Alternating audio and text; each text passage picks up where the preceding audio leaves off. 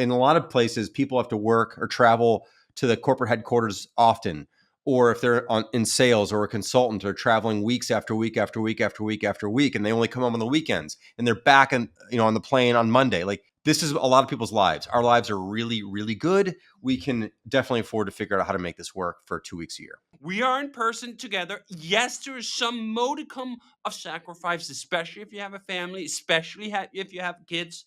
Good. There should be some sacrifice to having a job. Welcome to REWORK, a podcast by 37 Signals about the better way to work and run your business.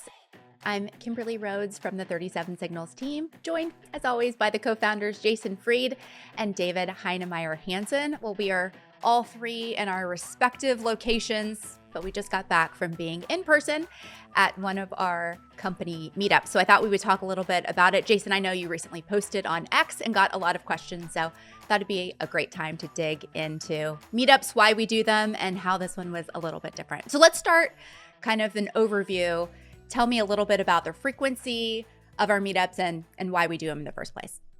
So twice a year, usually one in the spring, one in the fall. And lately we've been doing one in North America and then one in Europe. Doesn't have to be that way, but we're kind of split, not exactly evenly that way, but it's good to go across the pond and shorten travel for half the company once a year, and then make the other half travel more, the other half.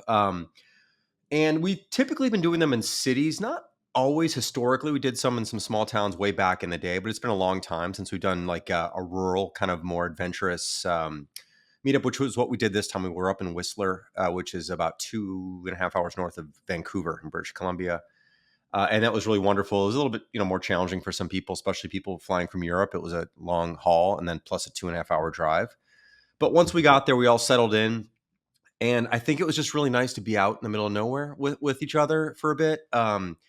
It seemed a lot more personal, frankly. People were around more frequently because there was just, in some ways, there's plenty to do, but less to do also. In a big city, there's a million things you can go do. And so people tend to scatter. And here, I think people stayed a little bit closer, even if there was activities that are a little bit closer, which was pretty nice, I thought. Weather was whatever it was, and it was just kind of a nice, cozy week together. Actually, I quite enjoyed this meetup. I actually think it's one of my favorites, to be honest. Yep. It kind of felt a little bit more like camp than Yep. a meetup, or like a fun hangout versus a business meeting, although there are business meeting aspects to it. So let's talk about that. What is required? What activities does everyone participate in versus what is optional? Okay, so I'll give you that, and then I'll give you sort of some of the reaction online when I posted the schedule, because at this time I posted the full schedule, and it was interesting to see what people had to say. Typically, we have one all hands Monday morning, which is required for everyone to be there. And then we have a Thursday afternoon peer appreciation session where people can come up and say something about one of their coworkers. It's totally optional. Somewhere between 5 and 10 people typically do that. And it's a really nice way to finish the day or finish the meetup. And that's sort of a required session as well. Then we have one required dinner, which tends to be on Monday night. Other than that, everything's pretty much optional. And one of the things we've done over the years, we've kind of vacillated back and forth here. And I think we're in a good spot now. We used to have far more sort of company-wide sessions that everyone was pretty much expected to attend. So our schedules were tighter, and there was fewer gaps, I should say, and less open space just to do whatever you wanted or hook up with a couple of people and do some work together.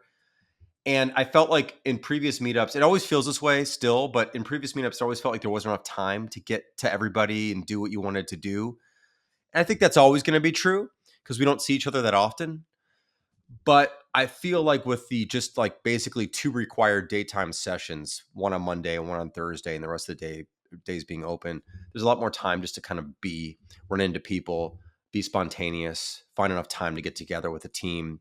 And I think it's a much better thing. And most people, by the way, online, when I shared the full schedule, I just took a screenshot from Basecamp schedule, posted it. One of the biggest reactions was simply like, it's amazing not to have so many scheduled things. I mean, there's a lot of scheduled things, but they're all optional activities. But for people to see that like you can be together for a week and have no real schedule was sort of a revelation for many people. And I think it's unfortunate that that's the case, that people are surprised that you can do that. But I'm glad that they see that you can. I think what's key here too is to No, why are we even doing this? Are we putting everyone in the same location for a week because there's a certain number of tasks that we have to accomplish and you can only accomplish those tasks when you're together? Not really. The main point of the meetup is to charge trust batteries in the vocabulary of REWORK, which we, by the way, borrowed from Toby Luke at Shopify. This idea that hanging out with people in person simply strengthens direct relationships. And those are the relationships that you rely on the day to day when you're not sitting together in an office, when you're not sitting together at a meetup like this. And you have to rely on mostly just little chatty avatars. You may occasionally do a Zoom call, but the majority of collaboration work that we do at 37 Signals is inside Basecamp, it's inside Campfire, now it's inside Fizzy, it's inside all these collaboration tools that we have. And they're very 2D. It's not a whole person you see. You see a colleague that you really have to be able to connect to a physical human being. And I think that's why we've realized that these meetings are just very important for us to have at regular cadences because, like any battery, you can charge it up to full when you're in person together and, like, oh, yeah, I'm working with other humans. And then slowly but surely over the months until the next meetup, you can see that drain and you really need to re up it. I think we got the clearest reminder that this is how it works during the pandemic when we weren't able to see each other in person. And those relationships totally did fray. And we totally did have issues stemming from that reality that people did not see each other as much as other humans as they did them avatars. And I think, especially the whole avatar sense, like we're so used to now feeling like we know people online. You may follow someone on social media and you feel like you have a connection to them, and you kind of really don't. It's a very low grade, low fi connection.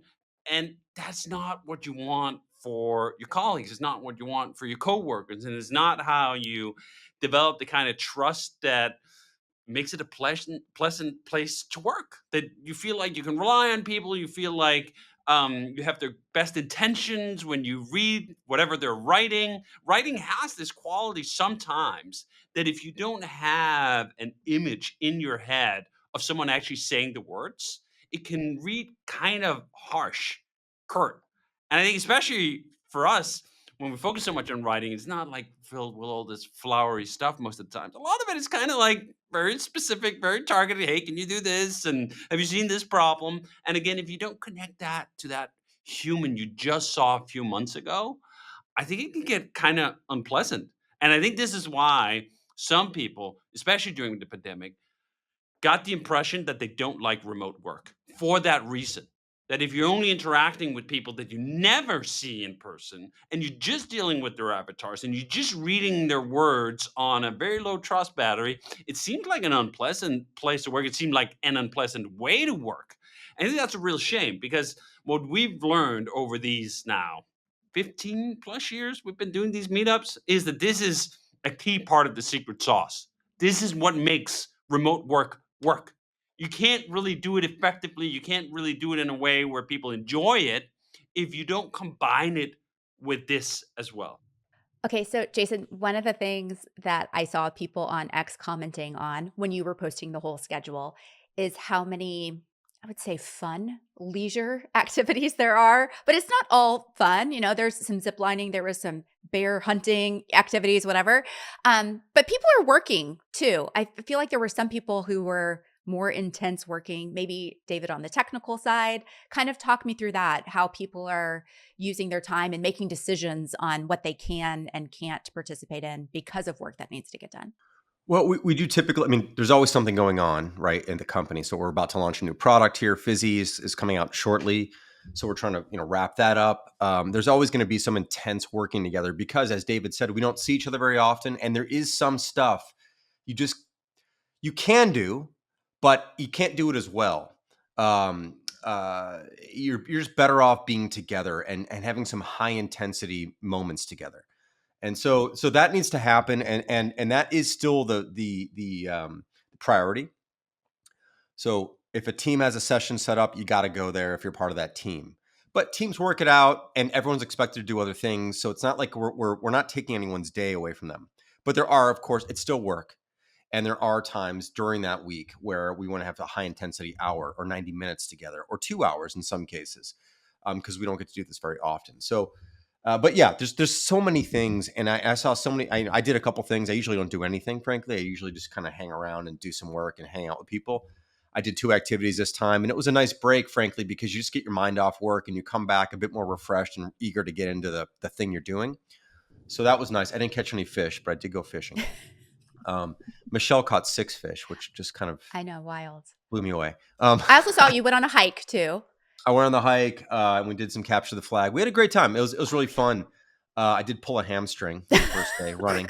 Hadn't sprinted like that in a while, so that was something. But it was a good overall thing, and I do feel like we got some pretty high intensity work done as well, which is just always something we need to do at these meetups. That's really ultimately still what they're about: in person time and work time and free time, and also being with your team, doing things that aren't work. All that stuff matters. It all comes together, but it's not just a vacation. And I think that cadence that it's happening twice a year has a tendency to almost drive a little bit of schedule sometimes. That there are certain crunch moments, like getting ready to launch busy, that really works quite well if you have to meet up in relative short distance towards that. Because I think one of the things I personally do sort of miss sometimes is when we have those crunch moments, you're leading up to a big release, in person is more effective. I think that's totally fine to say, even though we're a company that's embraced remote work for 30 years almost, that there are these 1 week or 2 weeks leading up to it where you can get some special magic by being there together in person. The misanalysis here, the wrong analysis here, is to think that this is what you need all the time. No, I would absolutely hate to work at a place where it feels like crunch week every week. And I think this is why it has suited us so well to have these meetups. They're a whole week, which, by the way, is also a fair amount of time. You're away from your family, you're away from your circumstances, and in a foreign place somewhere with a bunch of colleagues for a whole week, which is kind of a lot, but we only do it twice a year. So when you compare it to that, it's completely manageable, not just manageable, but it's part of the glue. It's part of the glue that makes the whole remote work setup work. But specifically the crunch time, I really enjoy that. I like having a project, whether it's on product or sometimes we've had it on operations, getting out of the cloud or other things like that, where there's just something that feels like it's got some bite. We really need to be there together in person. I think it's actually one of the best ways to build those trust batteries as well. You can do it playing tag or going for a hike, but doing high intensity work together with other people you really respect and you really enjoy working with is a truly peak human experience. And again, you don't need to do that all the time. I think this is where a lot of the analysis of like, oh, return to office comes from this misconception that this is how you could work 50 weeks out of the year. I don't believe that's true. I wouldn't be able to work that much in that way. But yeah, I mean, you know what? You can have these things too. We could be these big fans of remote work and enjoy the in-person sessions that we have a couple of times a year. And then also, so like, hey, we don't want to be in the office every time just because those were 2 good weeks. You can very much have too much of a good thing. And I think those high intensity moments together is exactly like that. I want that. I want that sprint, and then I want a longer marathon, and then a little sprint, and then a longer marathon. I think a great example that's really quick was the cloud official cloud exit, actually like closing the accounts, which Dave did on screen with Aaron, or on stage, I should say. Doing it on screen would not have been the same. No. It just wouldn't have been the same. It was fun to hit delete in front of everybody, and film it actually, which is cool too. But those kind of moments, it's funny because they're digital moments, like hitting delete on a screen, but being in person for those makes them all the bit more special. We did that once. I think it was Basecamp 2. We launched Basecamp 2, I believe, at a meetup with it. Like we literally had a big red button kind of hooked up. I think I forget how we actually pulled that off, but there's like a big honking red button which we pressed to kind of ship Basecamp 2. These are fun things to do, and I would say it's a nice thing if you're scheduling things in advance to try to schedule big releases or big things around a meetup like that, because you'll get more bang for the buck, I think, if you do them that way. Or find something yeah, like, even if there's nothing, there's something. There's always something that you can do together collectively that you could have done apart, but it wouldn't have been quite as exciting to do. So find one of those. Because it's turning some of these things that are kind of maybe mundane if they happen remotely into a ceremony when they're happening in concert and happening together. The other example of this, as Jason mentioned, is that on the last day that we're together, we do the appreciation, peer appreciation, as we call it. You could appreciate your peer at any time. You could just ping someone on Basecamp and say, "Hey, I really like what you're doing," or you can even write it in the chat room. That doesn't have the weight and the gravity of here's a session where that's just all we're going to do for like an hour or an hour and a half. We have people come up, heartfelt, in person, say the words of why they appreciate one of their peers. And that is a ceremony when it's shared together like that, that has a completely different meaning than if it had just been a post in Basecamp. And the same thing is true of the morning opening session. When Jason and I are doing that, we're partly conveying information, but we can convey information in a million different ways. We just had done a post again in Basecamp. That's not quite what we're doing. Well, it's also what we're doing. We're conveying some information. That's maybe 5% of the value. 95% of the value is conveying the enthusiasm, conveying the spirit, conveying the meaning of it, and getting us all fired up about the same mission and where we're going and where we're heading, and feeling like that is a melting moment. That's a ceremonial moment where we chart off like what are we going to work for or on until the next meetup. So I think having that cadence, having that ceremony, it all works together to elevate things a little above the mundane, which is the daily work that we do when we're quote unquote just on Basecamp or just on Campfire and just in Fizzy or what, these are the products that we use, which is totally fine. That's like that's what you want most things to be most of the time. And then you want the steady line to be punctuated. You want some ceremony, some jiggle in the line where there's more to it than just any other week.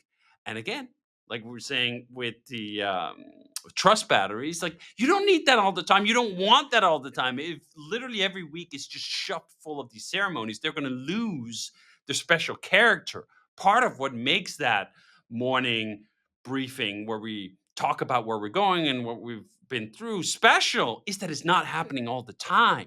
That's also, I think, what makes it special to spend time together, that we really try to get the most out of it. There's just that one week. It's going to be 6 months until the next one. So let's put some good effort into making this ceremony count. Okay, and on that note, we've actually changed all hands. Like we used to have them more frequently, doing them at meetups, but then some online on Zoom intermixed with those. Now we only do them at meetups. Tell me a little bit about that decision. Like it's that important to do it in person. I mean, to be honest, I'm not sure if we just forgot to do them. We actually, before we made the decision not to do them, but um, they just don't. Okay, I'll tell you what it feels like. It feels like we're just repeating ourselves when we do it virtually, even though we're kind of repeating ourselves when we do it physically. I don't think that's true. It doesn't feel repetitive when it's only every 6 months, in my opinion. No, yeah, but like to David's point, like the information we're conveying, like we could have recorded a product tour, or we could have, but there's something about it. But I think every 6 weeks, it feels a little bit like, well, we're just talking about things everyone already knows about. Like we do post these kickoffs, we do post these heartbeats. People do have a sense of what's been happening, and just to kind of go through them again, it just feels like everyone's showing up to a meeting on Zoom, But and so that feeling didn't feel well. Go ahead, didn't feel great. And a huge reason it doesn't feel great is Zoom fucking sucks as a way of sitting together with Yeah, 40 people. Now, I think Zoom is actually a pretty good simile for spending time together with 3 or 4 people. Like that can for sure. sort of kind of work when you can literally on a single screen see all the faces at the same time. I absolutely fucking hate Zooms where you scroll pages to see people. It just feels, it actually It's like a feels webinar or some stupid fucking thing. Yeah. and I think that's part of it is that like we could do these things, but given the fact that it does not have this transfer of spirit, it does not have this transfer of humanity, you're left with just the information exchange. And it doesn't feel worth it. Like, I remember when we were doing them on Zoom during the pandemic and we kind of felt like, well, we got to do something. I always felt like, when is this over? And I never feel like that when we're in person together. I never feel like, oh, when is this over? I've spent 45 minutes being in a room together with people I really enjoy hanging out with. It doesn't have that quality. So all the magic of it comes from it being live, from being in person, from being close. Like, we're not literally 6,000 kilometers apart as we would be in Zoom, right? Like, no, we're in that room together. And I think this is exactly the parallel to why Apple's new recorded keynotes are so terrible or so bad or so cringeworthy, is exactly because there's nothing on the line. All of it is pre-recorded. All of it is just on this flat screen. There's no humanity in it. All of it has just been drained out of it, and you're left with this sort of veneer. And I think, you know what? I'm getting some of those Zoom, oh my god, I fucking hate it vibes with some of that pre-recorded stuff, which is, I think, is interesting because all of it is video. When we were watching Steve Jobs dazzle the world, like, we were just watching video feed, or at least I never sat in the audience of any of those auditoriums, but it felt like it was real. It was live. There was something to it. So it has all these shades of graduations to it, but being in person together, you just transfer so much more. And it's not worth doing otherwise. Then written write-ups of status updates is actually, in my opinion, usually the perfect way to convey solely information. This is also why we use those automatic check-ins, why we don't do the one-on-one calls, why we don't do a lot of stand-ups, why we don't do a lot of even regular Zoom calls with the teams, because if all you can get across is information, there are far more efficient and, frankly, uh, enjoyable ways to consume that information. In person, it's a whole different ballgame. And in fact, it should not even be put in the same category, right? You say, oh, well, we could either do a Zoom catch up where we have 50 people on the call, or we could do the in person. Don't talk about them as though they're interchangeable, as though they're in the same. They don't exist in the same category at all. No enthusiasm is transferred over a 40-person Zoom call.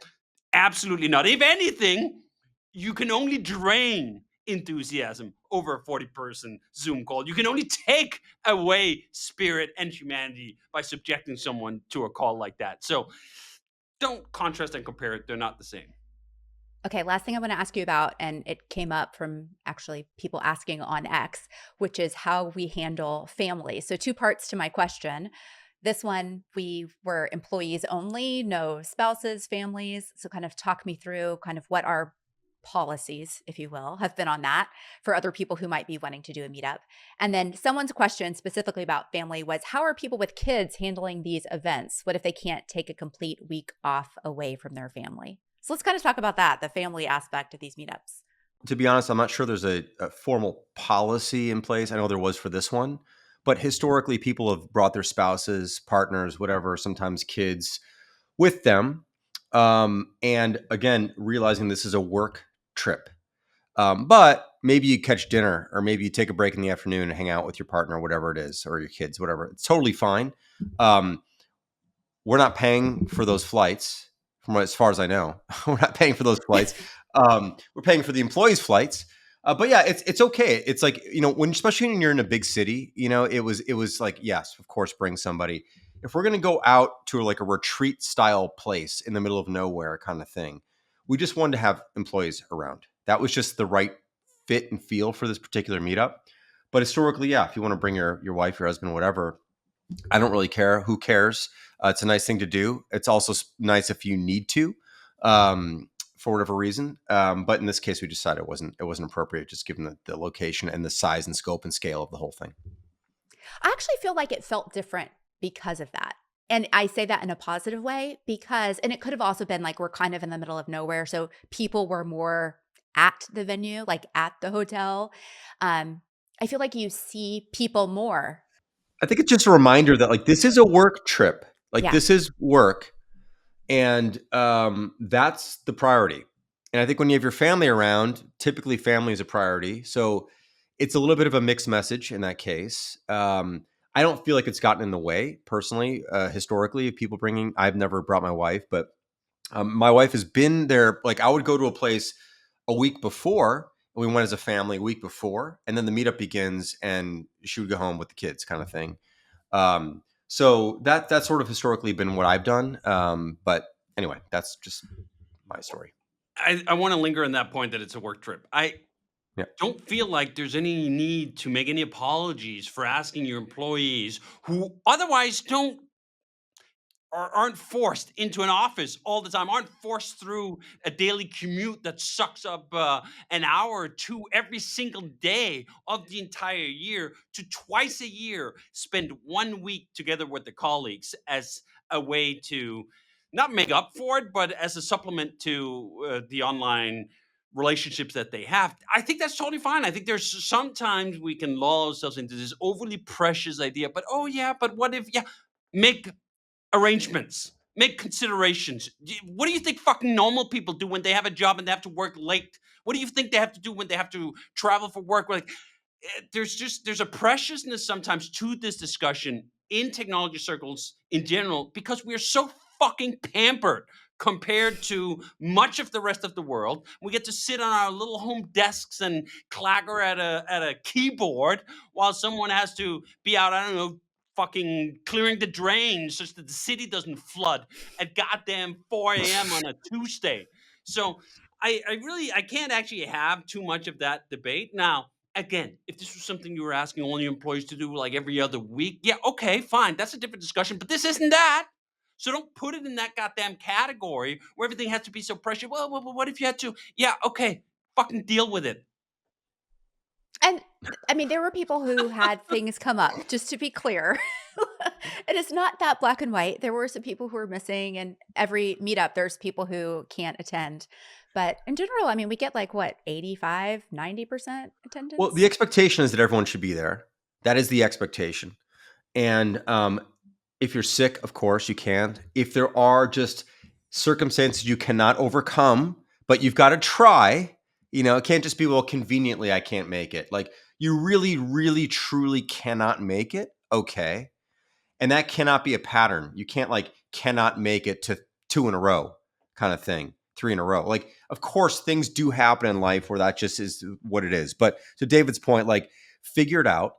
We pay people well here. You can afford some care. This is work. And to David's point also, we ask so little of people during the day for where they need to be and what they need to do, other than show up for work, but on their own terms, their own hours.